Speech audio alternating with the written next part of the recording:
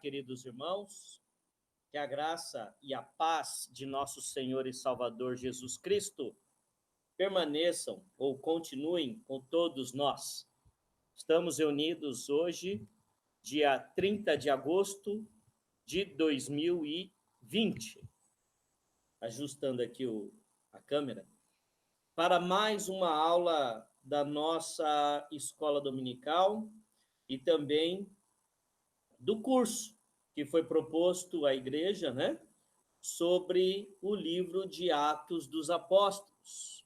Eu confesso que, para mim, que tenho me debruçado sobre o material, sobre Atos dos Apóstolos, né, tenho me debruçado em pesquisas, tem sido muito gratificante o aprendizado que tenho acumulado. E espero que eu esteja conseguindo transmitir isso para a igreja e que a igreja e todos aqueles que têm acompanhado essas nossas aulas, né? Algumas pessoas não são da nossa igreja, mas têm acompanhado essas aulas. Espero também que esteja sendo de grande valia para a honra e glória do nome do nosso Senhor e Salvador Jesus Cristo, né? Então, nós vamos dar sequência à aula 3 agora, projetando o nosso PowerPoint, né? E espero de coração que você tenha uma boa experiência com os tópicos que abordaremos. Eu espero que você que já vem acompanhando, né, tenha feito as leituras que foram recomendadas, né, no livro de Atos dos Apóstolos, que isso certamente facilitará a sua compreensão da aula. Então, eu espero que você tenha feito as leituras. A você que está agora assistindo pela primeira vez, está em contato conosco, recebendo esse vídeo, na nossa página no YouTube, aonde está publicado este vídeo, esta aula, você encontrará as aulas anteriores e poderá ver as primeiras aulas para poder acompanhar o curso daqui em diante. Bom? Então, vamos lá, vamos projetar a nossa tela.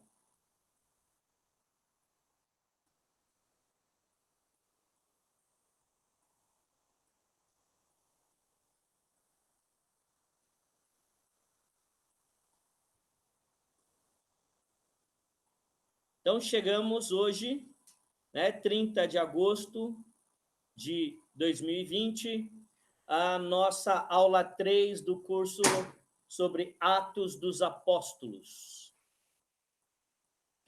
E hoje, como foi proposto, né, no final da aula passada, apresentaremos um tal de Saulo de Tarso e o projeto de Deus. Hora de buscar os confins da terra. Desafio: sair da bolha do judaísmo e começar a alcançar o mundo. Então, encerramos, né, indicando na última aula que haveria agora o início de uma mudança de direção. E essa mudança de direção a gente identifica dividindo esta aula em 6 tópicos que vamos tentar abordar. A nossa expectativa é que consigamos abordar esses 6 tópicos na aula de hoje, mas também não vamos fazer nada correndo, atropelando.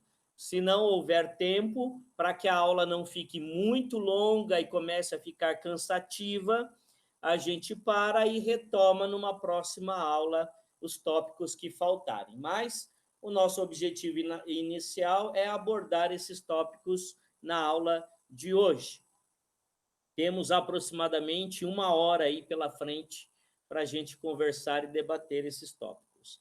Então, os tópicos serão o surgimento de um tal de Saulo de Tarso na narrativa de Lucas. Já explicamos, tá? Então, assim, por que Lucas? Lucas é o autor de Atos dos Apóstolos, e isso já ficou muito bem explicado na aula 1, tá? Então, a gente não vai ficar retomando assuntos que já passaram. A internet, ela facilita, porque nós já temos ali gravado e disponível as aulas anteriores. Entendendo o que nós estamos chamando aqui de bolha do judaísmo. O significado da conversão de Saulo, tá? Nós vamos ver também que a conversão de Saulo foi diferente de qualquer outra conversão, porque era uma conversão que tinha um propósito específico da parte de Deus em torno dessa conversão. O crescimento da igreja, né? A gente começa a ver, já a partir de agora, que a igreja começa a se expandir. E aí, Lucas, ele faz a construção do livro de Atos dos Apóstolos, ele faz a sua narrativa, dando total sentido e relacionando, né, de forma simbólica o crescimento da igreja à conversão de Saulo. É muito interessante quando a gente identifica isso começa a ficar visível aos nossos olhos, porque muitas vezes a gente faz uma leitura de Atos dos Apóstolos sem termos esse fundo de informações que certamente começam a mudar a forma como a gente lê cada livro. Então, a gente estudou os evangelhos, a gente teve uma série de informações dos evangelhos que nos ajudaram a ver de uma forma diferente aquelas leituras que a gente já havia feito tantas vezes, né? E eu já tenho recebido informações, né, de irmãos que têm acompanhado o curso, que realmente isso tem acontecido, né? Começaram a ver coisas novas, diferentes. E olha que já leram e releram várias vezes Atos dos Apóstolos, né? Vamos falar sobre a Antioquia, encontros preparados por Deus, né? E uma coisa que vai ficando caracterizado em Atos dos Apóstolos, né? O poder da oração e a força dos propósitos de Deus, tá? E Atos, você leu e você já está identificando o que eu estou dizendo. A gente vê isso através de relatos sobre a vida de Pedro, Tiago e Herodes, né? Tá? Então, a aula 3, nós vamos conversar um pouquinho sobre esses pontos.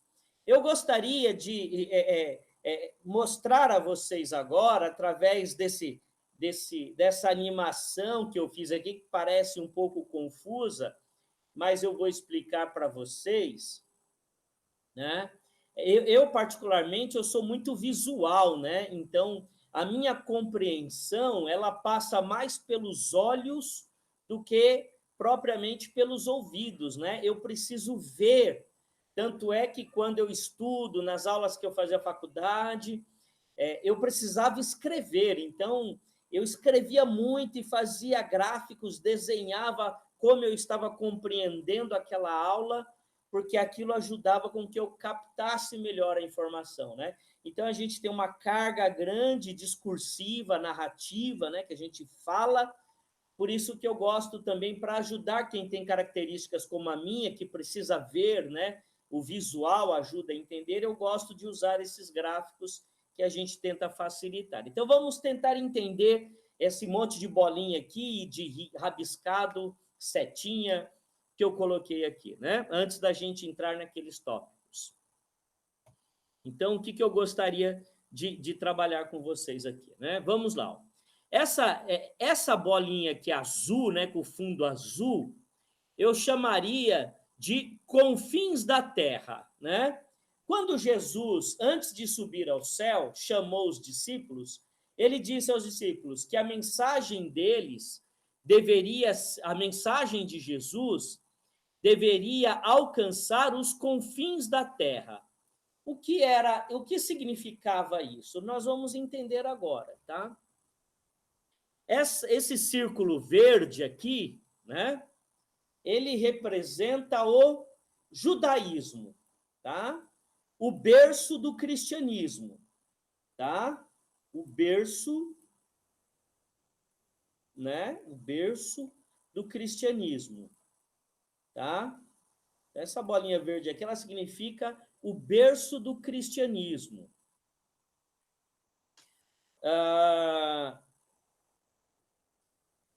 E o berço do cristianismo é o judaísmo. Jesus era judeu. Então, nós temos aqui o movimento, né, do nascimento do cristianismo dentro do judaísmo. E essa bolinha maior aqui, onde o judaísmo está inserido, é o confins da terra, os confins da terra, né? E o mundo helenista, a cultura grega que dominava todo o mundo conhecido das pessoas. Para chegar aos confins da terra, a mensagem cristã precisava inevitavelmente passar, atravessar o mundo helenista ou a cultura grega, tá? Já expliquei sobre isso. Vejam os vídeos anteriores para você entender o mundo helenista, a importância da cultura grega. Eu não vou repetir, tá? Então, o que acontece? Se a mensagem cristã ela não saísse desse círculo verde aqui, ela não atingiria os confins da terra. Então, vamos lá. Jesus está aqui, é o carisma, como eu já expliquei, é o início do movimento cristão. Aí de Jesus nós temos os discípulos, e aí os discípulos se reúnem em Jerusalém, onde ocorre o quê? Ocorre o Pentecostes, que é a descida do Espírito Santo. Nós já explicamos o Pentecostes, você leu no livro de Atos dos Apóstolos. Só que o que acontece? A mensagem cristã, ela estava presa dentro dessa bolha, que é o que eu chamei aqui no nosso estudo de bolha do judaísmo. Ela não estava rompendo essa bolha, ela estava parando nessa bolha. Por quê? Porque os portadores desta mensagem eram judeus. Eram judeus. E como judeus, eles estavam presos à tradição judaica. Então, isso era muito forte, enraizado neles, e é totalmente compreensível, e foi compreensível por Deus também. Nós vamos entender isso.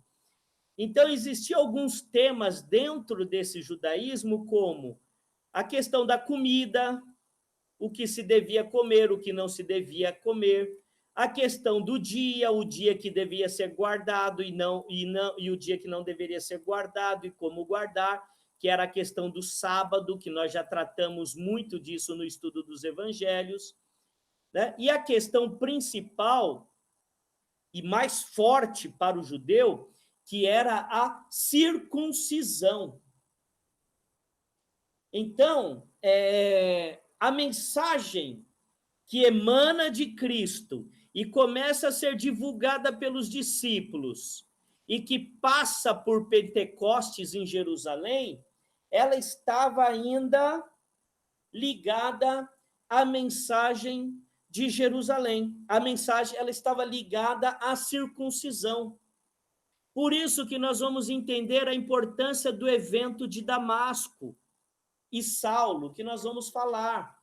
Por quê? Saulo, nós vamos ver isso, reúne condições para fazer com que essa mensagem saia dessa bolha e alcance o mundo helenista, alcance a cultura grega e comece a se espalhar. E aí nós vamos ter o quê? As viagens missionárias de Paulo. E essas viagens missionárias vão gerar outros polos cristãos, e desses polos a mensagem começa a irradiar com força para outros lugares, né? E aí ela vai alcançando a cultura grega, o mundo helenista, o Império Romano, que era o Império Romano, ele estava sob a cultura grega, e aí nós vamos começando a ver a mensagem de Jesus alcançando o mundo. E graças a isso, ela chega até nós. Daí a gente vai entender a importância de Saulo, da conversão de Saulo, como nós falamos lá nos pontos que abordaremos na aula de hoje. Tá? Então, a gente percebe que o evento Damasco ele está totalmente ligado ao cumprimento. E a gente percebe que a mensagem é Jesus Cristo, ele não chega em Damasco a Saulo, ele não atinge a Saulo por nenhum dos discípulos. Tá? Não foi nenhum dos discípulos que não foi por meio de nenhum dos discípulos que a mensagem chega em Paulo, mas foi pelo próprio Jesus. Tá? O próprio Jesus alcança o discípulo, alcança Saulo, né? E promove uma transformação em sua vida. Por isso, nós vamos ver um vídeo curtinho, de 2 minutos e pouquinhos, onde o reverendo Augustus Nicodemos, da Igreja Presbiteriana do Brasil, ele vai nos explicar um pouquinho por que mesmo não fazendo parte dos 12, Saulo, que passou a ser chamado de Paulo, se torna um apóstolo, tá bom? Então, eu espero que isso tenha ficado claro, né? Vocês tenham compreendido esse movimento, né? Da necessidade da mensagem de Jesus, do cristianismo, romper. Senão, ele ficaria preso na bolha do judaísmo e seria uma variação do judaísmo, né? Preso a uma série de costumes e tradições judaicas que impediria que essa mensagem libertadora de Jesus, a mensagem de salvação, alcançasse os confins da terra, alcançassem os gentios, alcançassem pessoas de diversas regiões do mundo e alcançasse a mim e a você nos dias de hoje. Tá? Então, vamos falar sobre o surgimento de um tal de Saulo de Tarso na narrativa de Lucas. Tem um livro que eu gosto muito, Paulo, um homem de coragem e graça, né? Nesse livro aqui, o autor ele vai trabalhar a vida de Paulo, né? Então a gente, com as informações que a gente tem, recursos na nossa Bíblia e esse livro e o conhecimento que a gente tem, a gente fala um pouquinho sobre Paulo, né? Paulo, ou até então Saulo de Tarso, veja bem, o seu nome era Saulo, e as pessoas elas eram diferenciadas ou pela filiação, né, de quem era filho, ou pelo local. Por isso que Jesus ele é chamado Jesus de Nazaré. Quem conhece bem o Evangelho se lembra do cego Bartimeu, filho de Timeu. Então, Ah, olha o cego Bartimeu. Mas que Bartimeu? Eu conheço 3 Bartimeus. Não, o Bartimeu, filho de Timeu. Ah, Saulo está indo para Damasco. Mas qual Saulo? O Saulo de Tarso.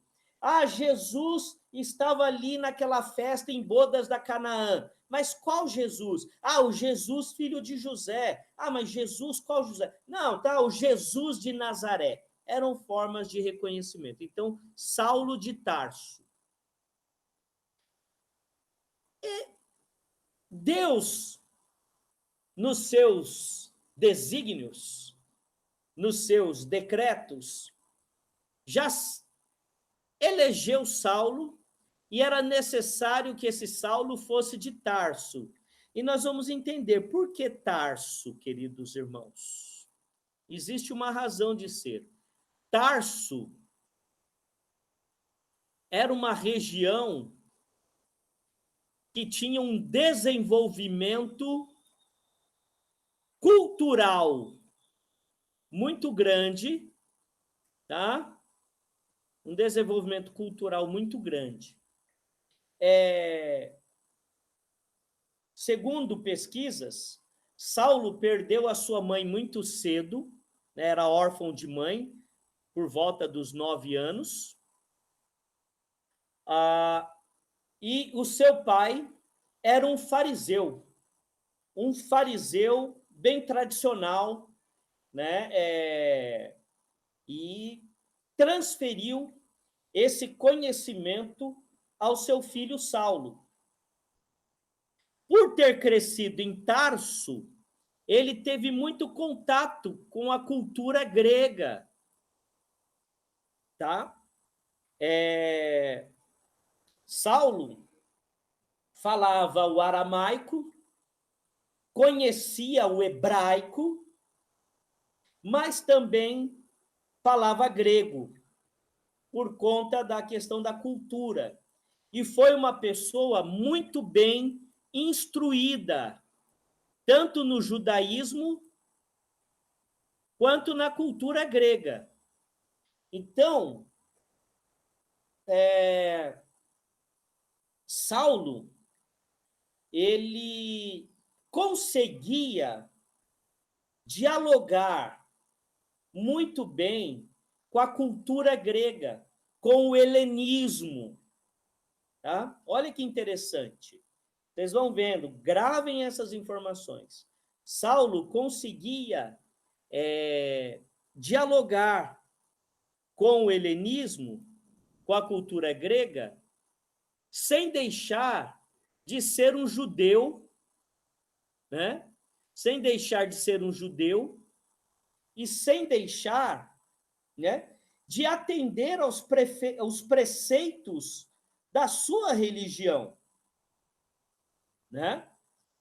Da sua religião. Ele não deixava de atender os preceitos da sua religião. Pelo contrário, ele seguia muito. Mas o que eu quero chamar a atenção era essa questão da instrução de apóstolo, de instrução de Saulo, tá? Saulo era uma pessoa bem instruída, tá? Fez fala que ele fala que ele estudou aos pés de Gamaliel, né?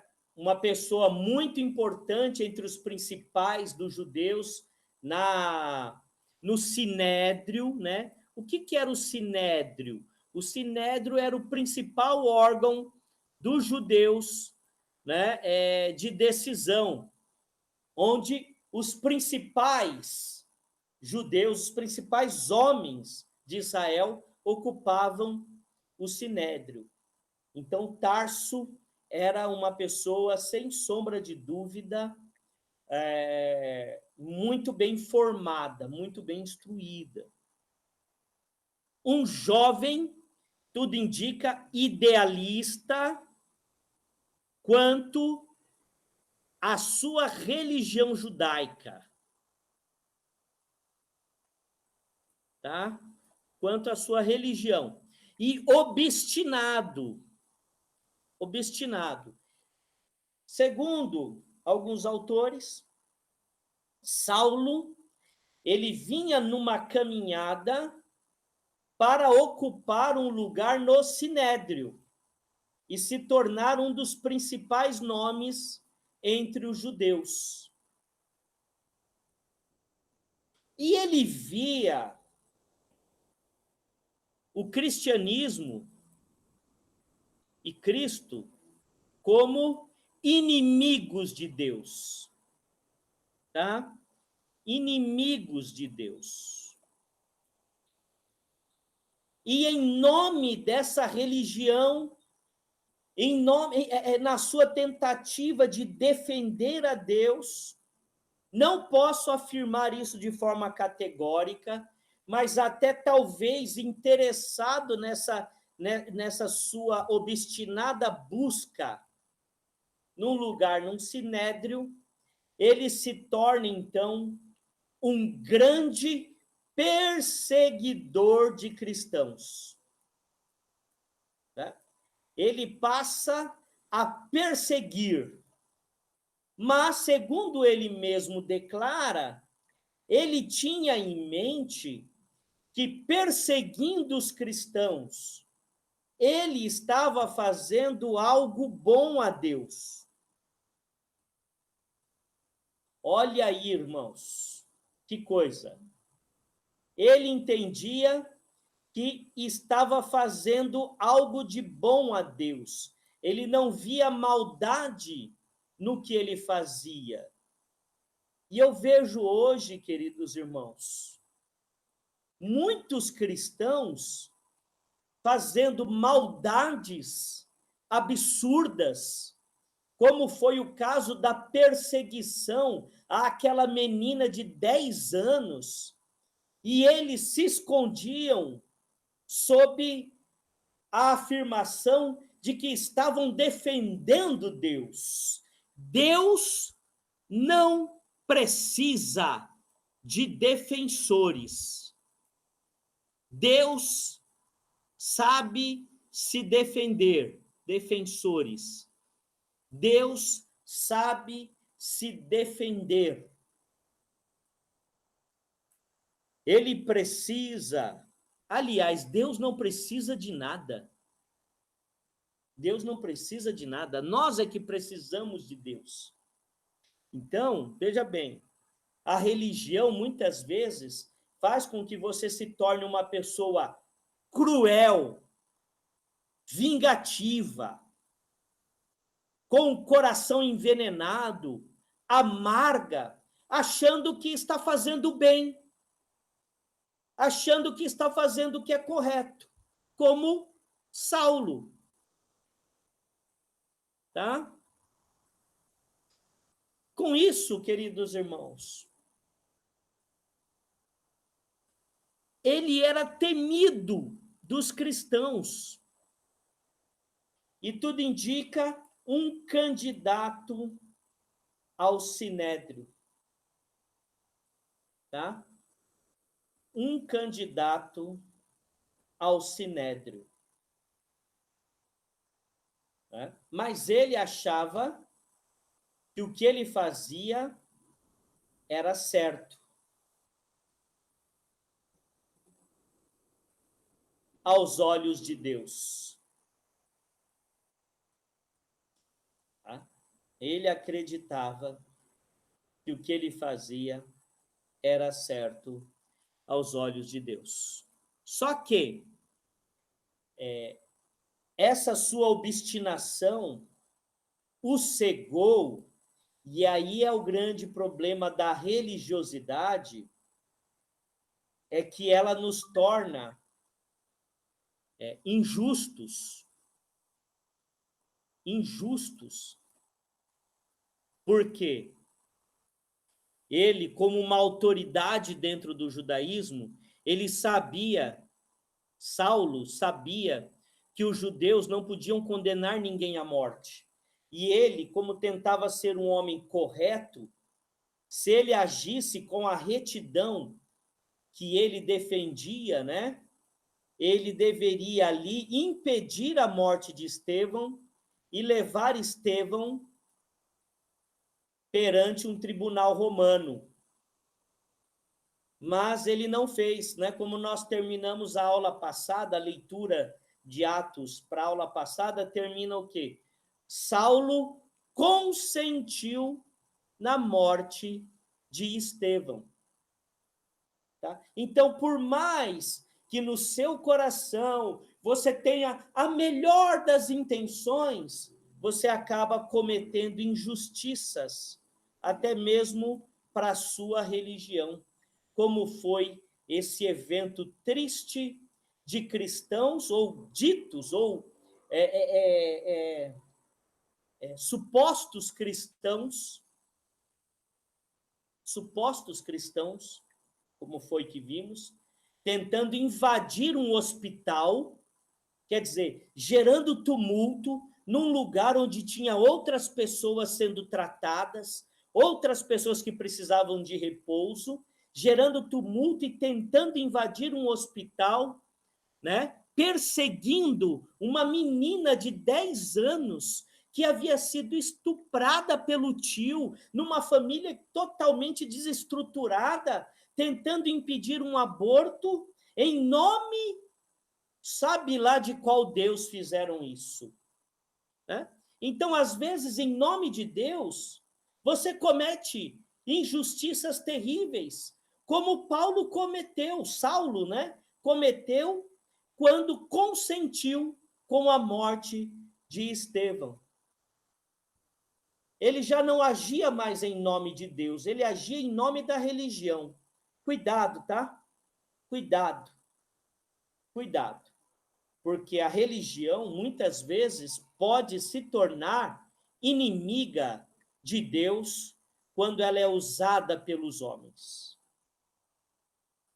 Então, esse é o Saulo que surge na narrativa de Lucas. Ele surge como sendo um judeu originário de Tarso, de uma família farisaica, né, de fariseus, um jovem idealista e obstinado, mas que não fez caso de uma injustiça contra Estevão, temido dos cristãos e muito provavelmente um candidato a ocupar o sinédrio. Esse é Saulo. Entendendo a bolha do judaísmo. Eu acho que essa imagem, nos ajuda a entender essa bolha do judaísmo, né? A gente já explicou, já falou isso, acho que já ficou claro para vocês, né? Que essa bola verde aqui é onde a mensagem de Jesus ainda estava presa e ela precisava superar algumas coisas. A força do judaísmo, a questão da circuncisão, né? A circuncisão.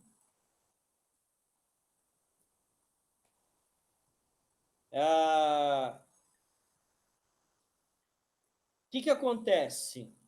Pedro e os discípulos, eles tiveram a experiência lá do Espírito Santo sendo derramado.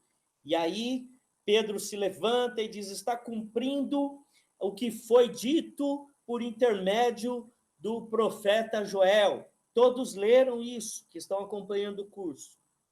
Porém, Pedro, ele ainda acreditava que aquela promessa que estava se cumprindo era só para os judeus. Olha só que coisa, né? Só para os circuncidados. Então, quem não era circuncidado não era alvo daquela promessa. Então, se Pedro continuasse com esse pensamento, como que a mensagem de Cristo, como que o cristianismo iria romper a bolha judaica? Não teria como. Não teria como. Então, na cabeça de Pedro e dos apóstolos, na cabeça de Pedro e dos apóstolos,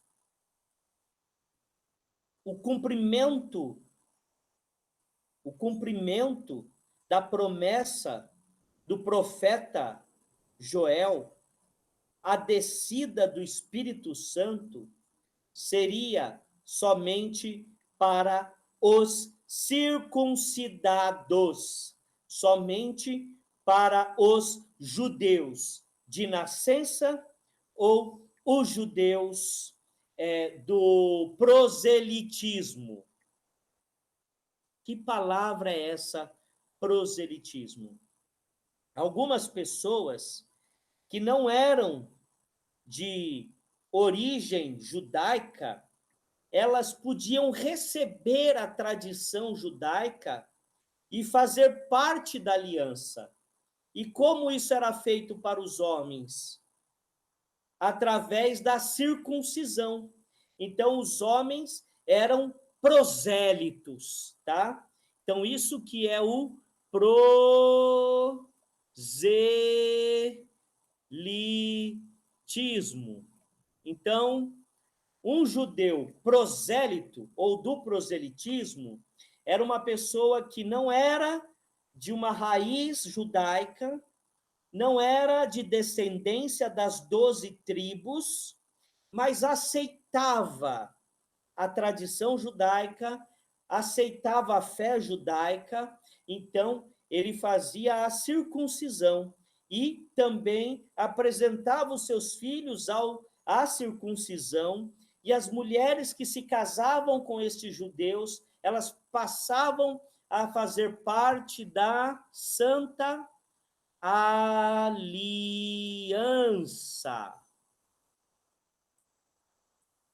Tá? Então, queridos, para Pedro e os apóstolos, eu falo sempre Pedro, porque Pedro era o grande líder dos cristãos nessa época que estamos abordando aqui. Para Pedro, só podia receber o Espírito Santo quem era descendente das 12 tribos, tá? Das 12 tribos, ou um prosélito. E aí, prosélito. E aí o que acontece? Se eu quero ser um cristão e receber a promessa de Deus na minha vida, eu tenho que me tornar um judeu prosélito. Aceitar a circuncisão, passar a comer e deixar de comer os animais que os judeus comiam ou não comiam, guardar o sábado e seguir toda a tradição judaica. Para Pedro, funcionava assim. Só que Deus, ele mostra que não era bem assim que ele queria. E o que a gente sente quando, nessa hora, né, que Deus estava agindo através da vida de Saulo, que vamos falar um pouco mais à frente, tá? Mas um fato marcante, queridos irmãos, que vocês leram, e eu vou pedir para ler de novo, se puderem, é o capítulo 10, tá? O capítulo 10 conta a história de Cornélio, um centurião romano, mas um homem temente a Deus, ao Deus dos judeus. E aí ele tem uma visão que chegaria um homem, né, na casa dele, né, e falaria, né, traria boas notícias. E aí, nesse momento, Pedro tem uma visão, né? Ele está na laje de uma casa, vocês leram lá, e aqui nós estamos falando é Cornélio e a visão. Então, um lençol baixa, e nesse lençol tem animais de tudo quanto é tipo, e animais que eram considerados impuros para os judeus. E Deus manda Pedro comer. E Pedro diz, de forma alguma, olha como Pedro era, né? Um judeuzão mesmo bravo. De forma alguma comerei desses animais. E aí Jesus diz, não torne impuro aquilo que eu purifiquei. E Pedro insiste, e mais uma vez, Jesus manda ele comer, ele diz, não torne impuro aquilo que eu purifiquei. Deus manda ele comer. Então, veja bem, nós temos aqui, Lucas narra aqui, uma mudança muito importante, fundamental para a igreja, mostrando a Pedro que a mensagem deveria ser também levada aos gentios. E aí, Pedro, ele vai na conversa com Cornélio, ele vai falar isso, olha, eu não poderia estar aqui, né? Eu não poderia estar aqui. E depois, no capítulo 11, Pedro, ele é chamado, né, a atenção pelos outros discípulos quando ficaram sabendo que ele estava na casa de um gentio, de uma pessoa que não era circuncidada. E aí Pedro vai contar a experiência que ele teve, a visão que ele teve. Então, Deus estava começando a mudar as coisas e mostrando que a mensagem precisava sair da bolha do judaísmo, que Deus estava chegando a outras pessoas, a outros lugares e quebrando aquela visão limitada que Pedro tinha do alcance da promessa de Joel. A promessa de Joel, que se cumpriu no início de Atos, ela está totalmente ligada ao desenvolvimento da igreja. Por isso que a gente toda hora fala desse evento, da descida do Espírito Santo. Mas para Pedro, aquilo estava restrito.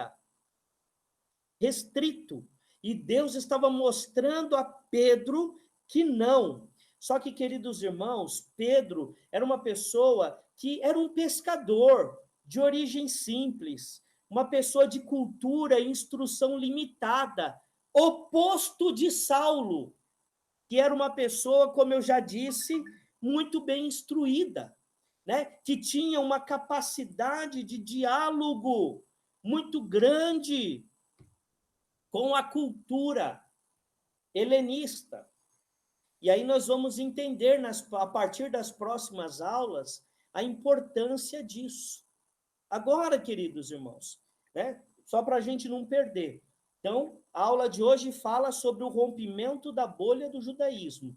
Então, Saulo surge na narrativa de Lucas, porque Saulo tem um importante papel nisso, tá? E a gente mostra, através de Pedro, essa visão ainda limitada e que Deus mostra a Pedro que ele estava errado.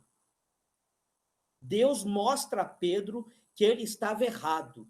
E isso também nos ensina, queridos irmãos, prestem atenção no que eu vou dizer aqui. Às vezes nós também estamos errados. Temos que ter humildade para ouvir o Espírito Santo de Deus. Porque se eu não tiver humildade para ouvir o Espírito Santo de Deus, eu posso ficar no meio do caminho na missão de fazer com que o Evangelho alcance vidas. Tá?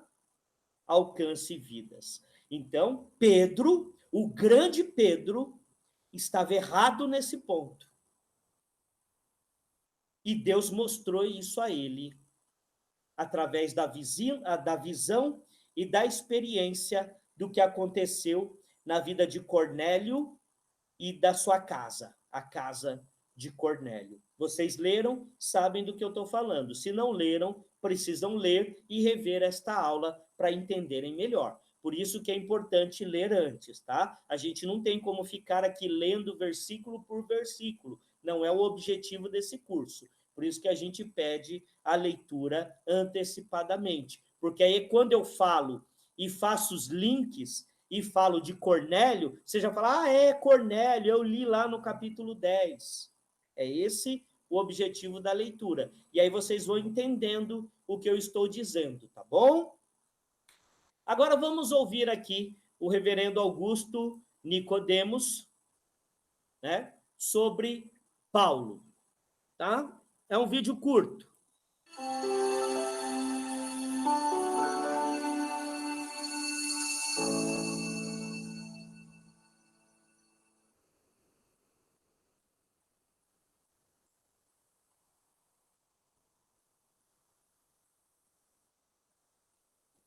Essa é uma das coisas que eu procuro explicar no livro.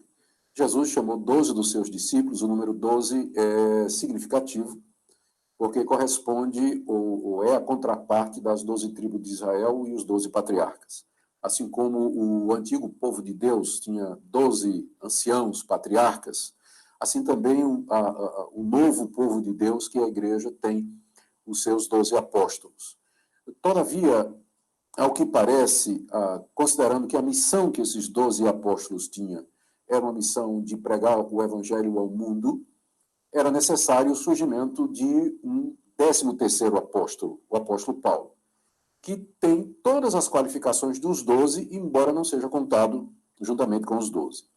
Paulo viu o Cristo ressurreto, foi comissionado diretamente por ele, recebeu poderes para realizar sinais e prodígios, que são as credenciais do apostolado, foi inspirado por Deus para escrever a Escritura e lançar o fundamento da igreja, era um intérprete autorizado do Antigo Testamento. Deus lhe revelou as verdades ocultas, ele desvenda mistérios nas suas cartas, o apóstolo Paulo, exatamente como os 12 fizeram também. Paulo está consciente de que ele é tão apóstolo quanto os 12, mas, ao mesmo tempo, está consciente de que ele não faz parte dos 12. Ele se refere aos 12 como sendo os 12. Não se vê como estando entre eles, nem tem pretensão de ser. Ele mesmo diz que é um apóstolo que nasceu fora de tempo, chamado por Deus aos 45 do segundo tempo, por assim dizer, para completar a obra de evangelização do mundo. E, de fato, ele foi o apóstolo aos gentios, é o que mais escreveu, nós devemos quase metade do Novo Testamento à pena do apóstolo Paulo, e a influência dele na igreja cristã através dos séculos é certamente maior de que qualquer um dos demais apóstolos. Então, essa é a razão pela qual nós o consideramos como um apóstolo em pé de igualdade com os 12. Pois é, então nós vimos aqui, através dessa breve fala do reverendo Augusto Nicodemos, né, sobre o seu livro, por que Paulo, mesmo não sendo um dos 12, foi considerado um apóstolo. Então, assim, a gente vai entender o quê? Toda aquela condição da formação de Saulo de Tarso, onde ele cresceu, a sua capacidade de diálogo com outras culturas, né? A sua capacidade de olhar além do judaísmo, né? Algo que Pedro e os outros discípulos, por suas limitações de formação, de instrução, eram pessoas que cresceram ali na Galileia, ali, né? Num vilarejo, como pescadores. Isso não é, irmãos, demérito nenhum, porque o mesmo Espírito que agiu na vida de Paulo, agiu na vida de Pedro, dos 12, age na nossa vida hoje. Não é demérito, tá? Eu não estou tratando como demérito, mas eu estou imaginando aqui com vocês, né, a questão das ferramentas e aquilo que nós temos, as condições que nós temos, e que Deus, ele trabalha e ele extrai o melhor que nós temos, as nossas características, né? Por exemplo, tem pastores, né, que eles são pastores assim para fundar a igreja, fundar, não afundar, tá, irmãos? Tem alguns que afundam a igreja, infelizmente. Mas eu disse o termo aqui, fundar. Então, tem pastor que você bota ele lá, num terreninho, constrói lá um cômodo com uma portinha e bota lá 3, 4 pessoas, ele faz aquilo lá virar uma igreja.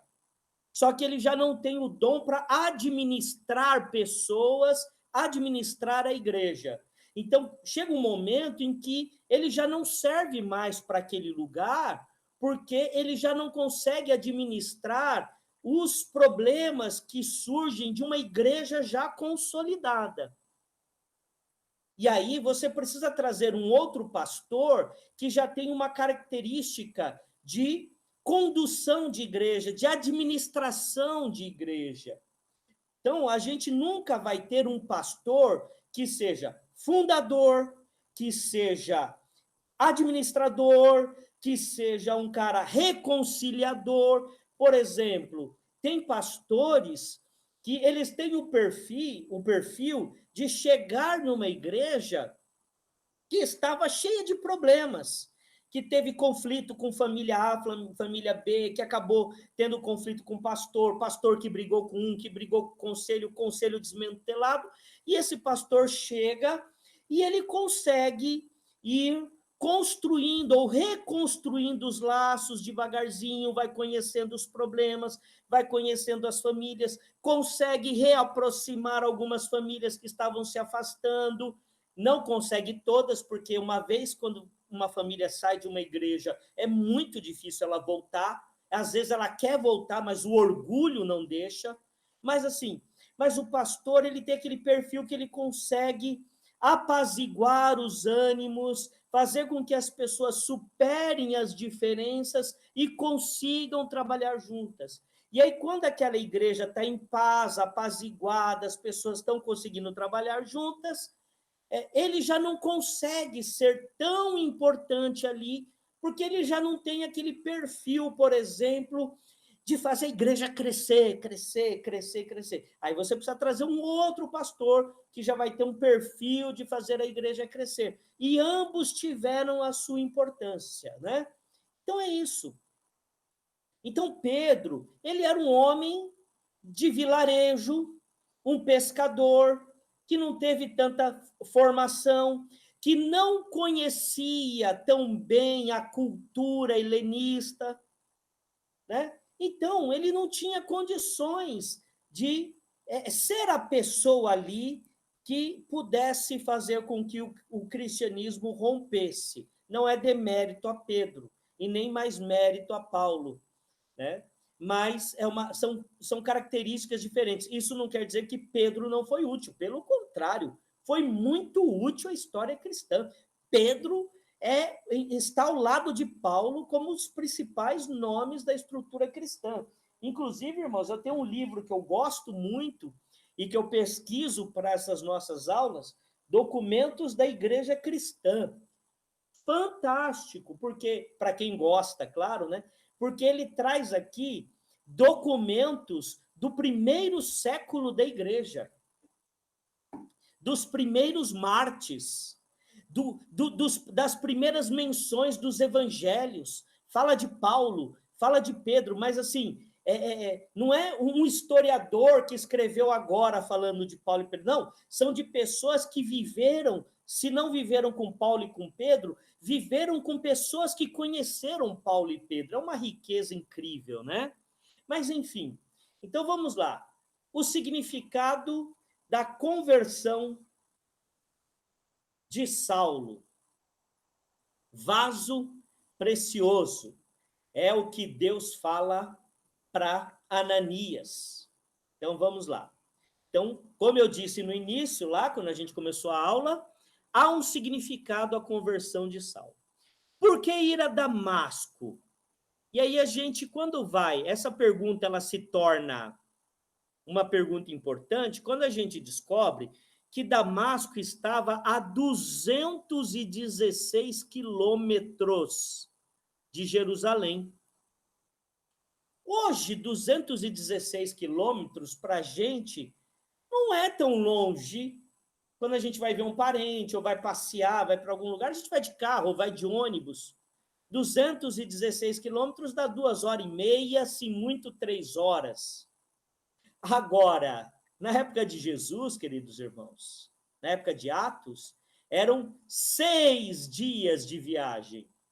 E por que Paulo resolve ir para, ou melhor, Saulo como diz o início do capítulo 9, ainda respirando ares de ameaça e morte, né? Na sua obstinação para combater aquilo que ele via como uma praga que estava esticando seus tentáculos no judaísmo e estava trazendo impurezas para a religião pura, a sua religião pura, que era o judaísmo.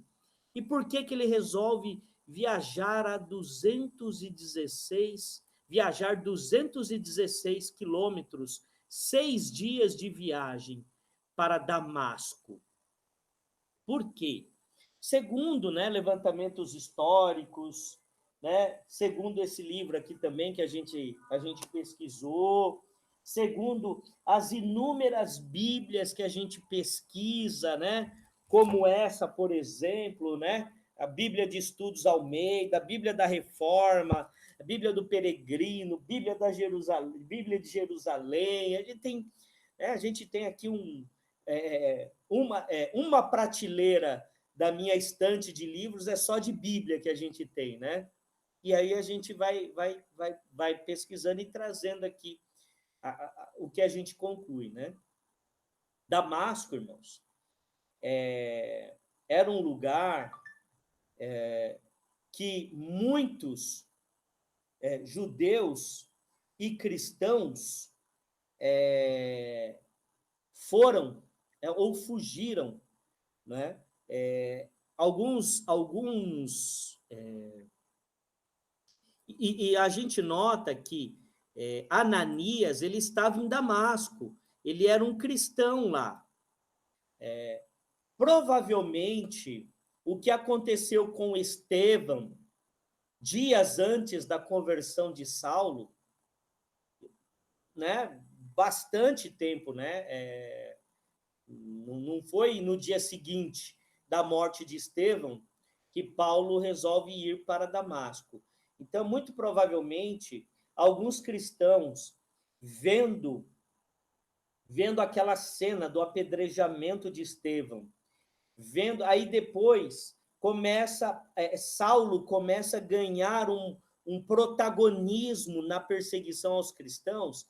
Então, é provável que muitos cristãos que estavam ali na região de Jerusalém fugiram para Damasco, né? Fugiram e foram para longe, né? 216 quilômetros, para tentarem fugir.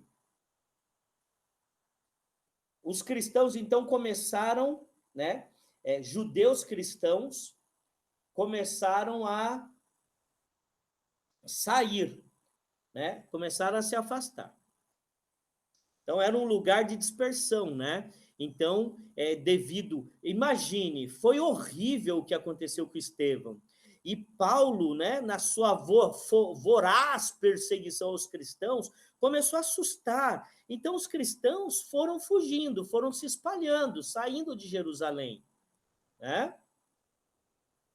E Damasco, provavelmente havia notícias, porque Saulo, devido à sua influência, ele tinha informações, deve ter chegado notícias a ele que um núcleo cristão estava se formando em Damasco, tá?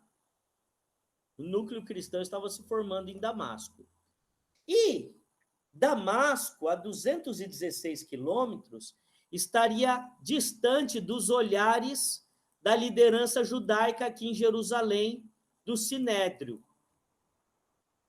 O que veio, lendo, pesquisando, o que veio ao meu coração? Talvez, queridos irmãos, Saulo, a 6 dias de viagem, a 216 quilômetros, longe dos olhares do Sinédrio, ele não teria tanta preocupação se matasse alguns cristãos, se fosse necessário matar alguns cristãos.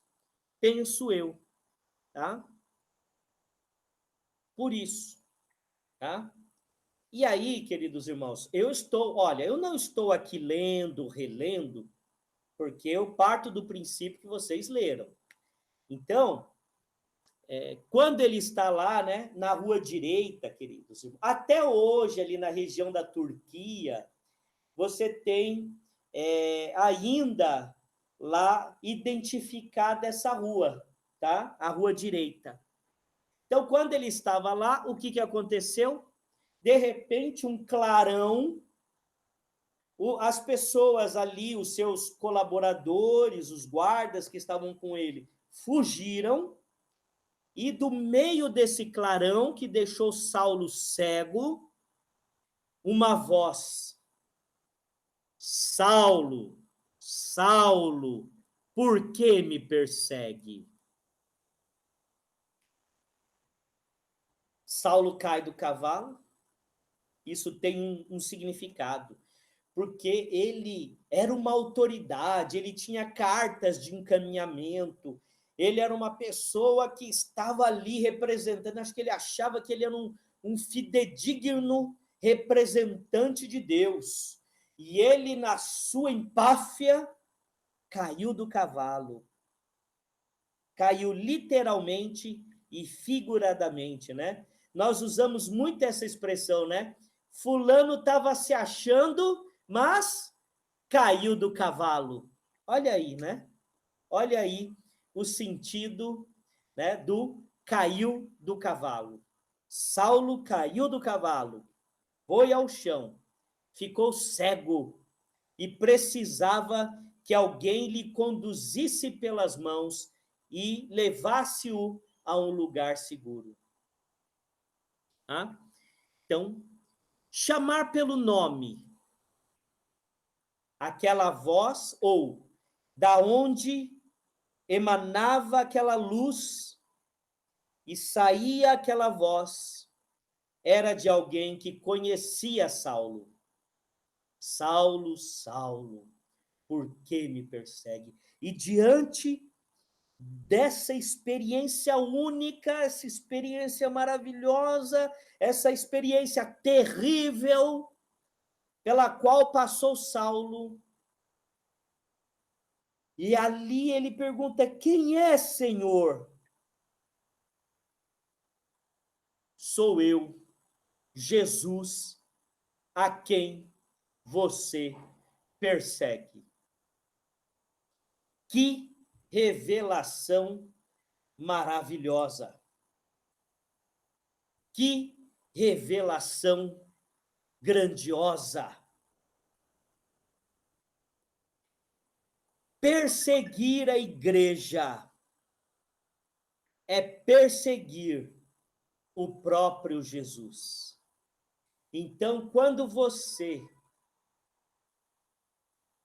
é perseguido, perseguida por viver ou tentar viver o evangelho na sua vida, seja no meio da sua família, seja dentro da sua casa, seja no seu trabalho, seja entre os seus amigos, quem o faz está perseguindo o próprio Jesus.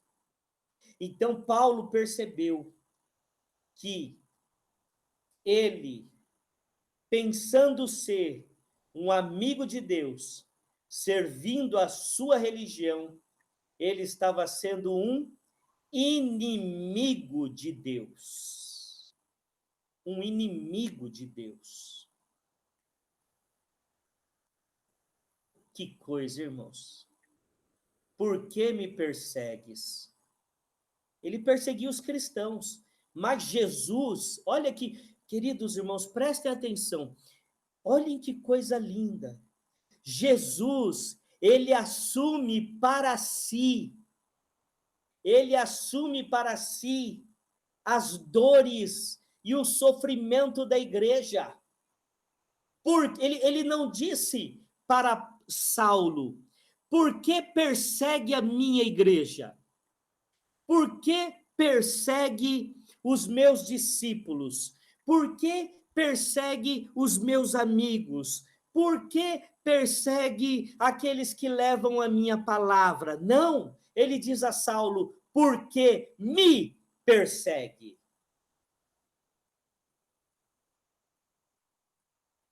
Por que persegue a igreja hoje? Não, porque me persegue. Tem um significado por trás dessa fala de Jesus maravilhoso. Jesus, ele assume para si os sofrimentos, os pesares e as chagas da sua igreja. Isto quer dizer o quê? A igreja de Cristo, os discípulos de Cristo, eu e você, não estamos sozinhos na missão de levar a palavra de Deus ao mundo. Aleluias! Aleluias! Ele assume para si o nosso sofrimento. Então, o seu sofrimento em torno do Evangelho é ainda hoje o sofrimento de Cristo. Você não está sozinho. Você não está sozinha. Eu não estou sozinho. Nós não estamos sozinhos, porque ainda hoje Jesus diz: porque me persegue. E aí, nós temos uma mudança. Deus vai até Ananias, que estava lá em Damasco, um cristão, e fala: vá a tal lugar, você encontrará Saulo, aquele que chamam de Saulo de Tarso. E você orará por ele, porque ele está orando e teve uma visão. E aí Ananias diz: mas Senhor, Senhor,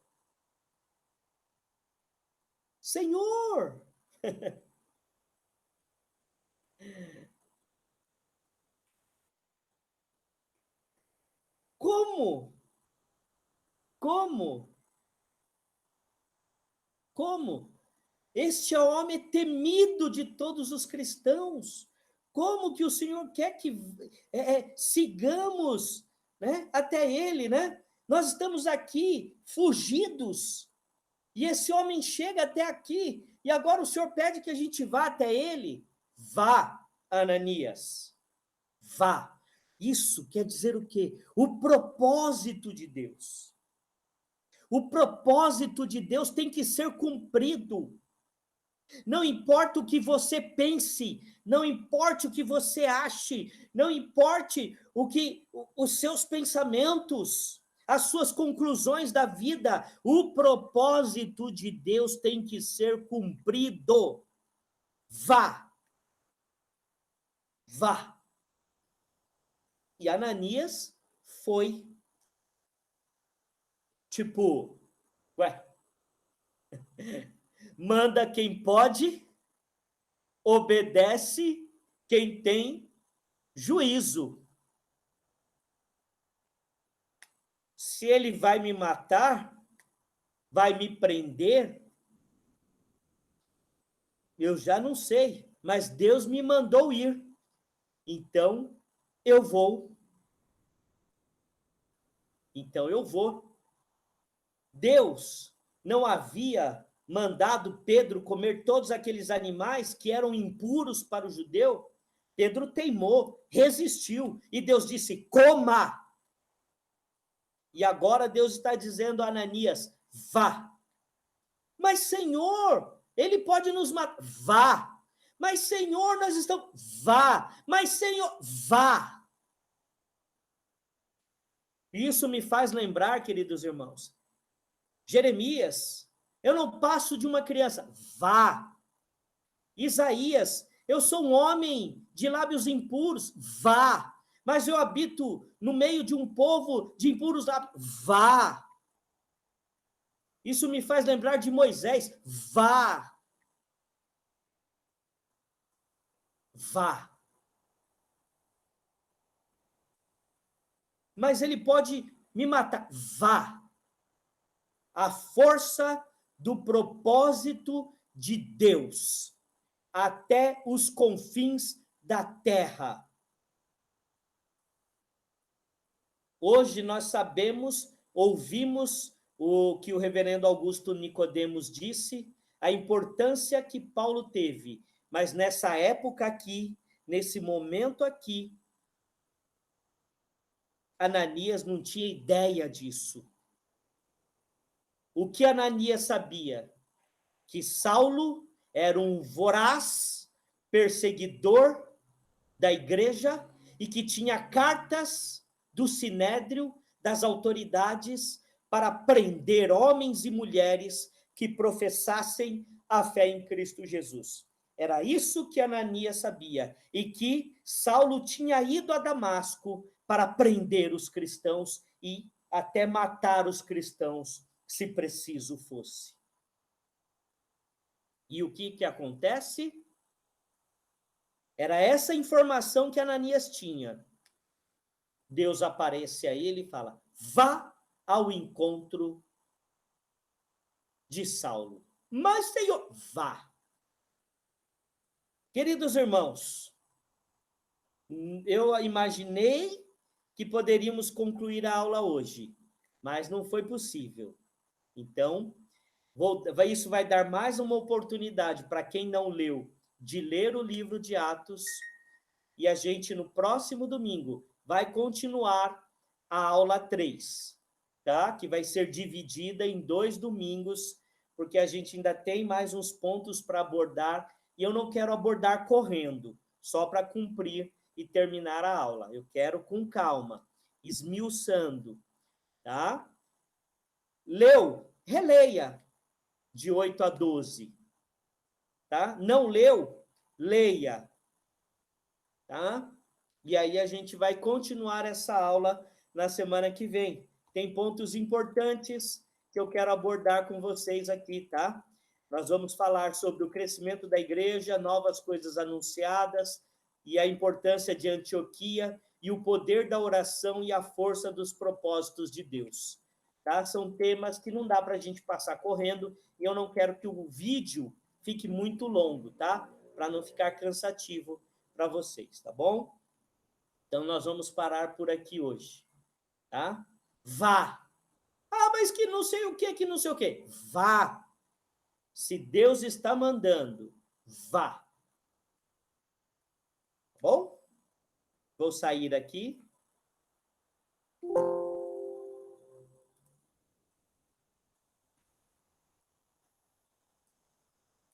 Parar a apresentação. Então, essa foi a aula de hoje. Temos o nosso grupo lá do WhatsApp para a gente comentar, tirar as dúvidas, tá bom? Queridos, eu quero aproveitar para dizer que nós vamos preparar paralelamente dois comentários, 2 informações que nós vamos trazer aqui para vocês sobre a questão da participação das mulheres em Atos dos Apóstolos, que foi levantada uma questão que lá no, né, quando os diáconos foram indicados, só havia mulher, e a questão que vocês leram e devem, para muitos, estão estranhando da gente ainda não ter falado, mas a gente vai falar também sobre a questão do dom de línguas, né? Que, inclusive, ele apareceu ali nessa leitura de 8 a 12 que nós fizemos. Mas o foco é Atos dos Apóstolos, tá? A questão das mulheres e a questão do dom de línguas que aparece merecem um cuidado especial que a gente vai tirar um momentinho para falar sobre isso, tá? Mas eu quero seguir aí essa linha de Atos dos Apóstolos, da narrativa de Lucas, e no momento oportuno eu faço um recorte aí para a gente falar disso, tá? Não vai demorar para a gente falar para não perder isso de vista, tá bom? Mas a gente vai falar disso também, tá? Deus abençoe, espero que você aproveite ao máximo essa aula, tá bom? Fiquem na paz de Cristo.